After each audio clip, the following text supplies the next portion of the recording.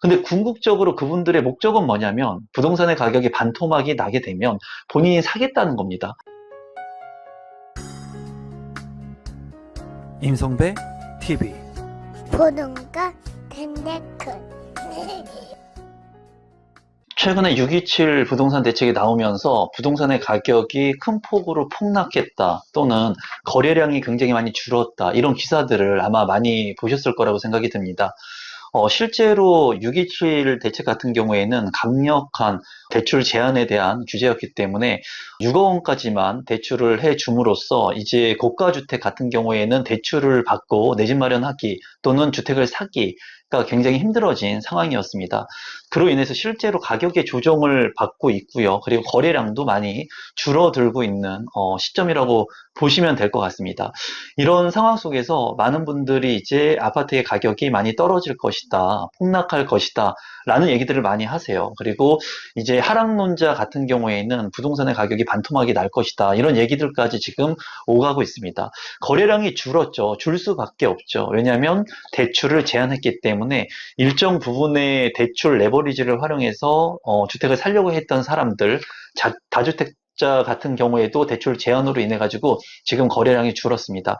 제가 이제 오늘 좀 말씀드리고 싶은 부분은 이렇게 규제를 통해 가지고 부동산의 가격을 잡을 수 있을까? 절대로 규제를 통해 가지고 부동산의 가격을 잡을 수는 없습니다. 왜냐하면 부동산 같은 경우에는 생물과 같이 살아있는 생물체라고 보면 돼요. 그래서 내가 만약에 위에서 내려오는 물이 계속 흘러 내려오는데 한순간 막았다고 해가지고 이 물이 멈추지 않는다는 거예요. 파생적인 효과들이 계속해서 발생을 하고 가격에 불균형이 일어날 수 있습니다. 그래서 제가 예를 들어서 말씀을 한번 드려보면 부동산의 이해도가 굉장히 많이 떨어지는 분들, 그리고 부동산이 아직도 끝없이 폭락할 거라고 생각하시는 분들이 많이 있거든요. 근데 궁극적으로 그분들의 목적은 뭐냐면 부동산의 가격이 반토막이 나게 되면 본인이 사겠다는 겁니다. 20억짜리 아파트가 만약에 5천만 원까지 떨어지면 그걸 자기가 사겠다는 그런 욕심을 가지고 있다는 거예요. 사람은 누구나 자산을 갖고 싶어 합니다. 부자가 되고 싶어 해요. 그리고 서울의 아파트 누구나 다 갖고 싶어 합니다. 강남의 아파트 전 국민이 모두 다 갖고 싶어 해요. 그만큼 이렇게 모두가 갖고 싶어 하는 아파트들의 대출 규제 제한 이런 것들로 인해서 지금 현재 당분간 거래가 줄고 가격이 조정받을 수는 있지만 시간이 지나가게 되면 원래 제 자리를 찾아서 가게 되어 있습니다. 제가 예를 하나 들어서 말씀을 좀 드려보면은, 제가 두 딸이 있는데요. 초등학교 3학년과 초등학교 6학년, 이제 10살과 13살의 딸이 있습니다. 유튜브를 시작했을 때 말도 잘 못하던 그런 아이들이 굉장히 많이 컸다라는 거예요. 제 이제 인트로 영상에 보면 부동산 재테크라고 하는 얘기를 하는 것이 제 둘째 딸이 어렸을 때 목소리를 넣은 건데요. 이 부동산 재테크의 목소리도 제대로 하지 못했던 이 아이가 10살이 됐습니다.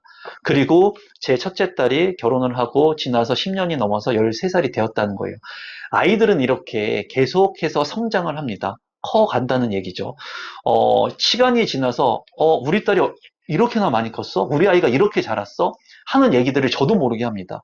저희 어머니도 47살이 된 저를 보면서 아, 우리 성배가 이렇게 많이 컸구나. 이렇게 어른이 됐구나. 이제 딸 2명을 가진 아빠가 됐구나. 이렇게 말씀을 하시거든요. 아이가 자라듯이, 사람이 성장하듯이, 사람이 나이가 들어가는 것처럼 부동산의 가격도 완만한 상승세를 그리게 되어 있다는 거예요. 우리가 나이가 들어가는 거, 이거를 부정하는 사람은 아마 없을 겁니다. 내가 47살인데 시간이 지나면 10살로 돌아갈 거야. 이렇게 생각하는 사람이 있을까요? 이렇게 된다고 믿는 사람이 있을까요? 없다라는 거예요. 그와 마찬가지로 부동산의 가격, 자산의 가격은 물가 상승률, 인플레이션만큼 올라가게 돼 있다는 거예요. 아이가 커가는 것처럼. 옛날에 짜장면 가격의 변천사를 제가 한번 가져와 봤어요. 최근에 이제 민생지원금을 또 푼다고 하죠, 정부에서. 이렇게 돈을 많이 뿌리게 되면 화폐의 가치가 떨어지는 겁니다. 그러면 상대적으로 자산의 가치가 올라가는 것 같은 착시 현상이 이루어지는 거예요. 그러면서 부동산의 가격, 자산의 가격이 올라가게 되는 것을 보게 되는 거죠. 짜장면의 가격이 변천사를 한번 봤더니 많이 이제 얘기들을 하죠. 1990년도에 1,000원 정도 했습니다. 1995년도에 2,100원, 2003년도에는 3,000원, 2011년도에 4,000원, 2018년도에 5,000원, 그리고 2023년도에는 6,000원을 넘어갔어요. 지금은 8,000원, 만 원을 넘어가는 가격들도 있습니다. 그럼 여러분들이 봤을 때 이 짜장면의 가격이 8,000원이 넘어가는 이 짜장면의 가격이 과연 예전에 1990년도에 1,000원의 가격으로 회귀될 수 있을까요? 쉽지 않다라는 거예요. 거의 불가능하다라는 거죠.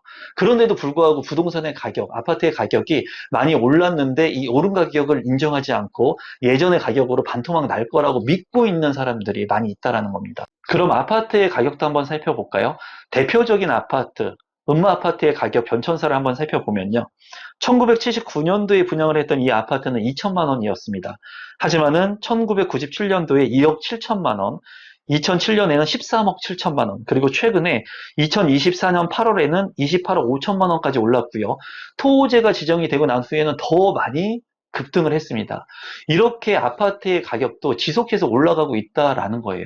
이 음마 아파트의 가격이 반토막이 나고 반의 반토막이 나서 1억 원까지 떨어질 수 있을까요, 과연?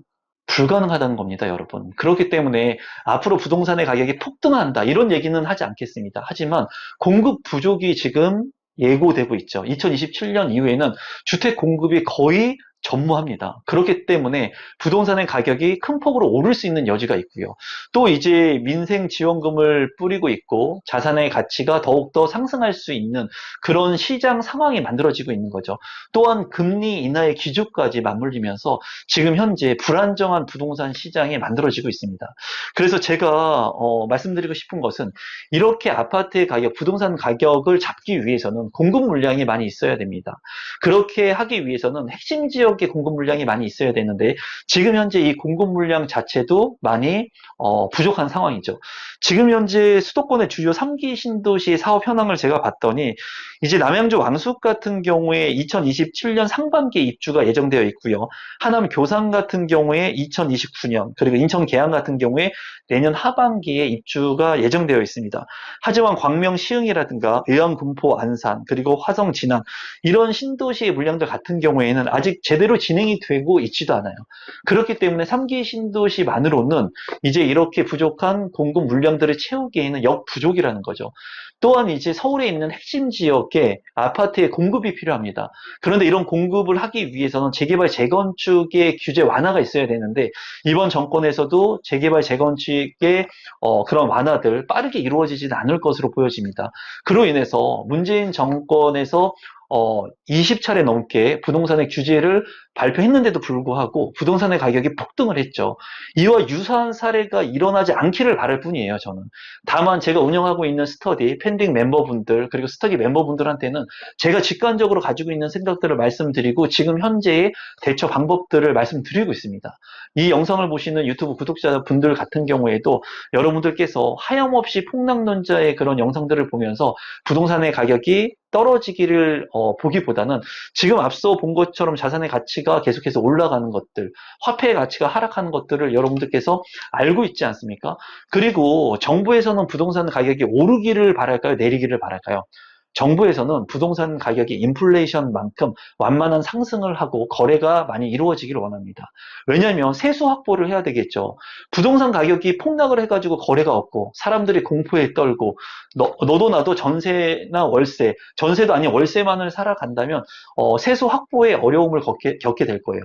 하지만 부동산의 가격이 완만하게 상승을 하고 폭등을 하고 이제 보유세라든가 거래세라든가 재산세라든가 이런 것들을 통해 가지고 세수 확보를 할 수가 있는 겁니다. 또 그 이면에는 부동산의 가격이 오르기를 바라는 정부의 마음도 있다라는 거예요. 화폐 가치가 떨어지면 자산의 가치가 올라가겠죠. 자산의 가치가 올라가면 재산세라든가 보유세 올라가겠죠. 그러면은 세수 확보가 또 용이해지겠죠. 그리고 정부를 국책 사업을 하거나 운영을 하는데 더 이로움을 가져갈 수 있는 그런 부분들이 있을 수 있다라는 겁니다. 그래서 이 영상을 보시는 우리 구독자분들께서는 이제 부동산의 가격이 많이 폭등하겠구나, 폭락하겠구나 생각의 자유는 있어요. 다만 많은 사람들이 무작정 가격이 폭락한다고 믿으면서 기다리게 됐을 때는 지금 이제 전세자금 대출도 조인다고 하지 않습니까? 전세자금 대출을 만약에 조이게 되면은 이 전세자금 대출을 받아서 저리로 이자를 납부하면서 전세에 살았던 사람들이 어디로 가겠습니까? 매매로 갈 수가 없겠죠. 왜냐하면 매매를 하지 못하기 때문에 전세자금 대출을 활용해서 전세를 사는데 이 사람들이 월세 수요로 이전하게 될 겁니다. 월세 수요로 이전하게 되면 월세 가격이 올라가게 될 거예요. 그러면 주거의 부담 비율이 높아지게 된다라는 거예요. 그러면서 월세 가격이 올라가게 되면 월세의 수익률이 높아지기 때문에 부동산의 가격이 또 올라가는 이러한 안 좋은 역순환고리가 계속해서 발생할 수 있다는 겁니다. 그래서 저는 좀 앞으로의 부동산 시장이 굉장히 위험하고 이런 부동산을 바라보는 사람들의 관점에 따라서 이제 앞으로의 삶의 질이 굉장히 달라질 것으로 보여집니다. 그리고 양극화의 시대가 이제 도래했기 때문에 이런 부분들을 잘 여러분들께서 인지할 필요가 있다고 생각이 들어요. 최근에 이제 제가 가지고 있는 생각들을 제 유튜브 채널에서 편하게 말씀을 드리고 있는데 여러분들께서 판단하시면 될 것 같습니다. 그리고 앞으로 이제 민생지원금을 이제 나눠준다고 하는데 이로 인해 가지고 화폐 가치는 더욱 하락하게 될 겁니다. 그리고 자산의 가치는 더욱더 올라가게 될 거예요. 여러분들께서 어떤 선택을 할지는 여러분들께서 스스로 판단해 보시면 좋을 것 같고 유튜브를 시작했던 2019년도부터 내 집 마련하고 한 채는 반드시 필요하다고 제가 늘 말씀드렸습니다. 가격의 상승과 하락의 굴곡은 있어요. 하지만 앞서 말씀드린 음마아파트의 가격 상승, 짜장면 가격의 상승과 같이 이 가격은 우상향을 한다는 겁니다. 여기에 굳힘이 있기 때문에 언제라도 내가 내 집 마련을 할 수 있는 시점이 됐을 때 내가 실거주할 수 있는 내 집 마련의 선택은 반드시 옳다라고 저는 생각을 합니다. 오늘 영상 끝까지 시청해 주셔서 감사드리고요. 저와 1대1로 상담하고 싶으신 분들은 하단에 부동산 스터디를 통해서 무료로 상담이 가능하니까 여러분들께서 참고하시면 될 것 같습니다. 오늘 영상은 이것으로 마무리 짓도록 하겠습니다. 감사합니다.